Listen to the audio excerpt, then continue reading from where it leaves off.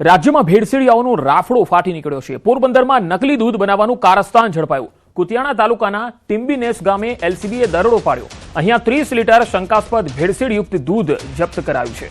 75 kilo milk powder કબજે કરાયો છે। પામોલીન તેલના 14 ડબ્બા પણ ઝડપાયા છે। આરોપી સામે કાયદેસરની કાર્યવાહી હાથ ધરવામાં આવી છે। નકલી ઘી બાદ હવે નકલી દૂધના રેકેટ સામે પણ કાર્યવાહી થઈ રહી છે। તો આટલા બધા ચેકિંગ થઈ રહ્યા છે છતાં પણ લોકો સુધરવાનું નામ નથી લઈ રહ્યા। 75 કિલો મિલ્ક પાવડરનો જથ્થો કબજે કરાયો છે। એટલું જ નહીં, પામોલીન તેલના 14 ડબ્બા પણ ઝડપાયા છે। અહીંયા નકલી દૂધ, શંકાસ્પદ દૂધ કહી શકાય, એ અહીંયાથી મળી આવ્યું છે। કેટલા સમયથી નકલી દૂધ બનતું હતું, આ એક મોટો સવાલ છે। બીજો સવાલ એ છે કે લોકોના આરોગ્ય સાથે રમત ક્યાં સુધી રમાતી રહેશે, કારણ કે વહીવટી તંત્રએ હવે રેડ પાડવાનું શરૂ કર્યું છે। ચેકિંગ પણ થઈ રહ્યું છે। નકલી દૂધમાં શું ભેળસેળ કરતા હતા, આ પણ તપાસનો વિષય છે। હવે તપાસ કર્મચારીઓ જે છે તે આ દૂધનું સેમ્પલ છે એ લેબમાં મોકલશે। કેટલા સમયથી આ નકલી દૂધ અહીંયા બનાવાતું હતું, ક્યાં ક્યાં પીરસાતું હતું અને કુલ કેટલા સમયથી તેઓ અહીંયા આ પ્રકારની પ્રવૃત્તિ આચરતા હતા, એ હવે તપાસમાં સામે આવશે। ભાવનગરમાં લઠ્ઠાકાંડની ઘટના બાદ હવે રાજકોટ શહેર પોલીસ પણ એક્શનમાં આવી। છેલ્લા 3 દિવસમાં રાજકોટ શહેરમાં કુલ 130 જેટલા ગુનાઓ નોંધવામાં આવ્યા, જ્યારે 8 જેટલા પીધેલા પકડાયા। દારૂના વેચાણ કે દારૂ પીવાને લઈને કાર્યવાહી કરવામાં આવી છે। રાજકોટ પોલીસ દ્વારા અગાઉ પણ છેલ્લા 2 મહિનામાં પ્રોહિબિશન સાથે જોડાયેલ ટોળકીઓ સામે 2 ગુજસી ટોક હેઠળ ગુનો નોંધાયો છે। આ ઉપરાંત રાજકોટ પોલીસ દ્વારા નંબર પણ જાહેર કરવામાં આવ્યા। જો આપની આસપાસ કોઈ આ પ્રકારની પ્રવૃત્તિ ચાલતી હોય તો એ નંબર પણ આપ્યો છે, જેના પર સંપર્ક કરવા માટે રાજકોટ પોલીસ દ્વારા કહેવાયું છે। જે નંબર છે 6359629896।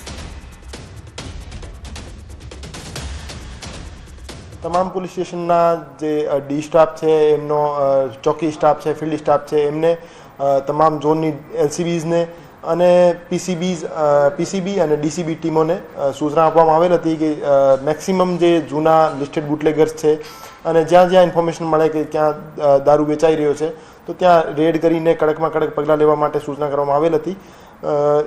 છેલ્લા 3 દિવસમાં વાત કરીએ તો 8 દારૂ પીવાના અને 130 કરતાં વધારે દેશી અને વિદેશી દારૂના કબજાના કેસીસ રાજકોટ શહેરમાં દાખલ થયા છે। બનાસકાંઠામાં ખાખીનો ખોફ ગળતા અસામાજિક તત્વો બેફામ થઈ ગયા છે। ધાનેરામાં જાહેરમાં મારામારીની ઘટના બની। આ તસવીરો જુઓ। મહેશ્વરી પાર્લર પાસે જાહેરમાં મારામારી થઈ।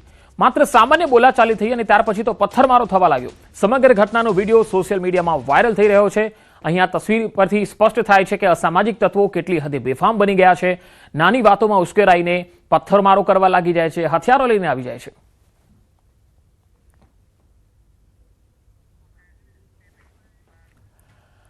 વડોદરામાં ખિસકોલી સર્કલ પાસે છૂટા પૈસાની બાબતે યુવક પર હુમલો થયો અને આ મામલામાં હવે દુકાનદારે પાઇપ મારી યુવકને ગંભીર ઈજા પહોંચાડી હતી। હુમલાનો સમગ્ર વિડીયો સોશિયલ મીડિયામાં વાયરલ થયો છે। અટલાદરા પોલીસે 5 સગીર સહિત 9 લોકોને પકડ્યા છે। પોલીસ મથકે આરોપીઓ પાસે ઉઠક બેઠક કરાવી ઈજાગ્રસ્ત યુવકને સારવાર માટે હોસ્પિટલમાં ખસેડવામાં આવ્યો છે।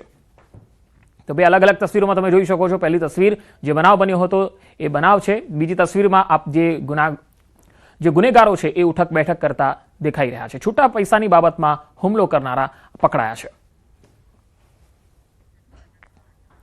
તો દુકાનદારે પાઇપ મારી યુવકને ગંભીર ઈજા પહોંચાડી હતી અને જે હુમલો છે તેનો વિડીયો પણ સોશિયલ મીડિયામાં વાયરલ થયો છે। આ ઘટના બાદ પોલીસે 5 સગીર સહિત કુલ 9 લોકોની અટકાયત કરી હતી।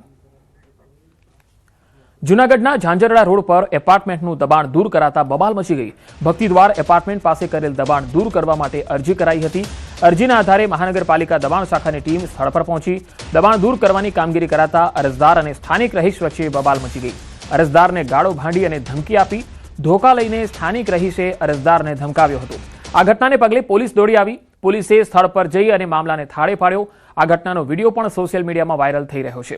તો જૂનાગઢની આ ઘટના છે। ભક્તિદ્વાર પાસે આ ઘટના બની, જ્યાં એપાર્ટમેન્ટનું દબાણ દૂર કરવા માટેને લઈને બબાલ થઈ। વધુ માહિતી મેળવીએ સંવાદદાતા જૂનાગઢથી અમાર બખાઈ જોડાશે। અમાર, હવે આ મામલામાં કાર્યવાહી શું થઈ રહી છે?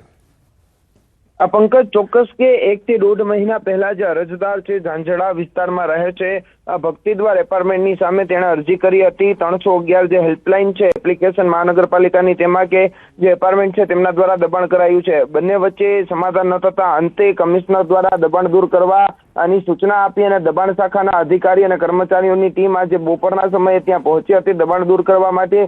તે સમયે જે અરજદાર અને જે સ્થાનિક રહીશ છે એપાર્ટમેન્ટમાં જે લોકો રહે છે તે વચ્ચે બબાલ અને બબાલ દરમિયાન જે એક વ્યક્તિ જે દેખાય છે કાળા ટી શર્ટ પહેરીને તે અરજદારને ધમકાવે છે, હાથમાં ધોકો છે અને ગાળો કાઢે છે. આ સમગ્ર ઘટનાનો વિડીયો વાયરલ થયો છે. બીજી તરફ ઘટનાની જાણ થતા પોલીસ પણ ત્યાં પહોંચી હતી. પોલીસ દ્વારા પણ મામલો થાળે પાડવાનો પ્રયાસ કરાયો છે.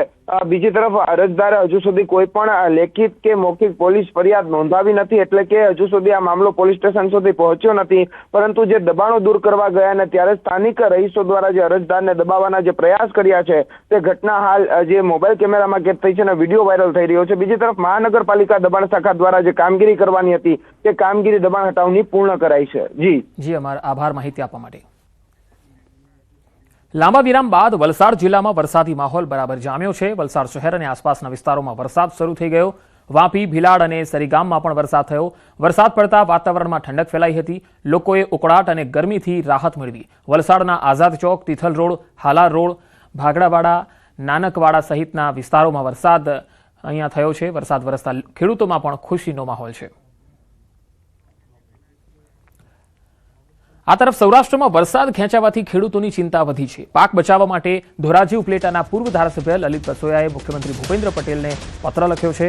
અલ નીનોની ભયંકર અસર અને વરસાદની અછત વચ્ચે રાજ્ય સરકાર પાસે મોટી માંગ કરી છે. વિજ્ઞાન અને આધુનિક ટેકનોલોજીનો ઉપયોગ કરી સૌરાષ્ટ્રમાં તાત્કાલિક ધોરણે કૃત્રિમ વરસાદનો પ્રયોગ હાથ ધરવાની રજૂઆત કરી. લલિત વસોયાનો દાવો, હાલ સમગ્ર સૌરાષ્ટ્રમાં વાદળછાયું વાતાવરણ છે. જો સરકાર અત્યારે કૃત્રિમ વરસાદનો પ્રયોગ કરે તો વરસાદ થવાની અને સફળતા મળવાની પૂરી શક્યતાઓ છે. મગફળી, કપાસ, સોયાબીન અને તુવેર જેવા ઊભા પાક નિષ્ફળ જવાની ભીતિ છે.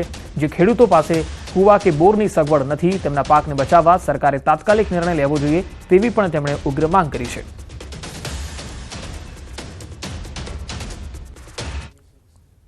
રાજ્ય સરકારને ગુજરાતના મુખ્યમંત્રીને પત્ર લખી અને તાત્કાલિક ધોરણે સૌરાષ્ટ્રની અંદર કૃત્રિમ વરસાદનો પ્રયોગ કરવો જોઈએ અને તો જ ખેડૂતોના ઊભા પાક બચી શકશે, ખેડૂતોને એનાથી ફાયદો થશે. એટલે રાજ્ય સરકારને મીડિયાના મારફતે પણ વિનંતી કરું છું કે તાત્કાલિક ધોરણે સારું વાતાવરણ છે અને કૃત્રિમ વરસાદનો પ્રયોગ કરવો જોઈએ.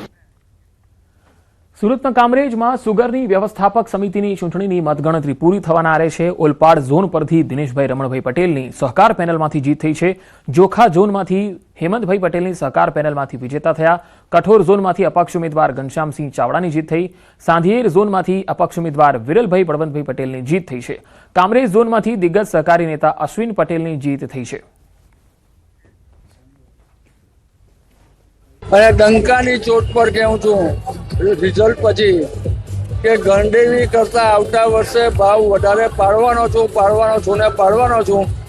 મારા શાળા સભાસદોએ જે અમારી ટીમને સહકાર આપ્યો છે, 1-2 જગ્યાએ 3 જગ્યાએ અમારી પેનલ ખંડિત પણ થઈ છે, પણ ત્યાં 2 અપક્ષો જીત્યા છે.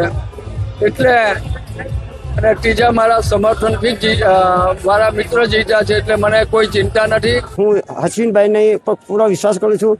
અશ્વિનભાઈએ જે ગત વર્ષ સિઝનમાં પોષકક્ષમ ભાવો ખેડૂતને આપ્યા છે એનાથી હું પણ એમની સામે પ્રેરાઈને એમની સાથે ખેડૂતોને પોષકક્ષમ ભાવો મળે, ફેક્ટરીનું સારી રીતે સંચાલન થાય, ખેડૂતને અન્યાય ન થાય એવા પ્રયત્ન કરીશ. મારી જીત 58 મતની છે, બરાબર? 58 મતની મને જીત થઈ છે અને જે મેં વચન આપેલા છે તે વચન હું દિલથી પૂરા કરીશ. મારા ખેડૂતોની પરકે ઓલવેઝ ને મને ખડે રહીશ. કાંગ્રેસ વ્યવસ્થાપક સમિતિની સુગરની અંદર ચૂંટણી યોજાઈ હતી. ચૂંટણીની અંદર સીધો જંગ જોવા મળ્યો હતો, કિસાન પરિવર્તન પેનલ અને સહકાર પેનલ. પરંતુ આ મતદારો અને સભાસદોએ હાલ પરિવર્તન નહીં પણ પુનરાવર્તન કર્યું છે. ચોક્કસપણે કહી શકાય છે, દ્રશ્યમાં જોઈ શકો છો કે સહકાર પેનલના સભાસદો અને કાર્યકર્તાઓમાં ભારે ઉત્સાહ જોવા મળી રહ્યો છે. અને સહકાર પેનલની હાલ જે નવથી 10 જેટલી જે ઝોનની અંદર સહકાર પેનલના જે તાજેતરના વિસ્તાર ઉપર જે ઉમેદવારો ઉભા હતા એ વિજેતા ઘોષિત થવા પામ્યા છે. ખાસ કરીને વાત કરવામાં આવે તો 2 અપક્ષ અને કિસાન પરિવર્તનના ઉમેદવારો હાલ જીત મેળવી છે. અખિલ પટેલની અધ્યક્ષતાની અંદર સહકાર પેનલમાં જે ચૂંટણી લડાઈ હતી એ સહકાર પેનલની આ મજબૂત સફળતા પર હાલ જોવા મળી રહી છે. ચેતન પટેલ, ન્યૂઝ 18 ગુજરાતી, કામરેજ, સુરત. જૂનાગઢમાં દીપડાનો આતંક સામે આવ્યો. મગફળી સંશોધન કેન્દ્ર પાસે દીપડો દેખાયો. ઈવનગર રોડ પર આવેલું છે મગફળી સંશોધન કેન્દ્ર. અવારનવાર સિંહ દીપડાની અહીંયા અવરજવર રહે છે. દીપડાની લટારનો વિડીયો સોશિયલ મીડિયામાં પણ વાયરલ થયો.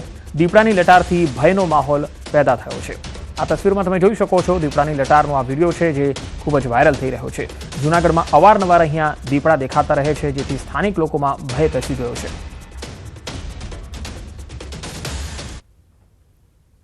જૂનાગઢના ગ્રામ્ય પંથકમાં વન્ય પ્રાણીઓની અવરજવર વધી છે. ત્યારે જૂનાગઢ ઈવનગર રોડ ઉપર જે મગફળી સંશોધન કેન્દ્ર આવેલું છે તેની જ જગ્યાની અંદર આ જે પુલ છે ત્યાંથી દીપડો ચાલીને જતો હોય તેવો વિડીયો વાયરલ થયો છે.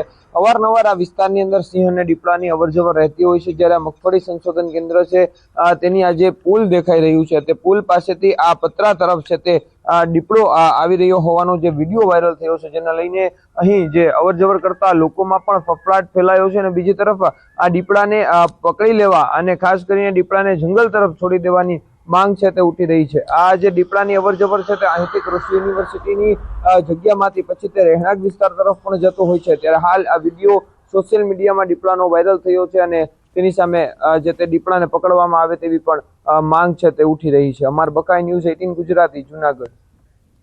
દાહોદમાં ખાનગી શાળામાંથી સરકારી સામગ્રી મળવાનો મામલો. પ્રાદેશિક કમિશનર અને જિલ્લા તંત્રની ટીમ દ્વારા તપાસ હાથ ધરાઈ. ફતેપુરાની ટચ ધ લાઇટ શાળામાંથી સરકારી સાહિત્યની સામગ્રી મળી આવી.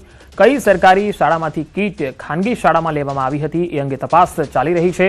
અધિકારીઓ કર્મચારીઓની સંડોવણી બાબતે પણ તપાસ શરૂ થઈ ગઈ છે. હાલ સીઆરસી કોઓર્ડિનેટર પૂર્વીબેન ઉપાધ્યાયને ફરજ મુક્ત કરાયા છે.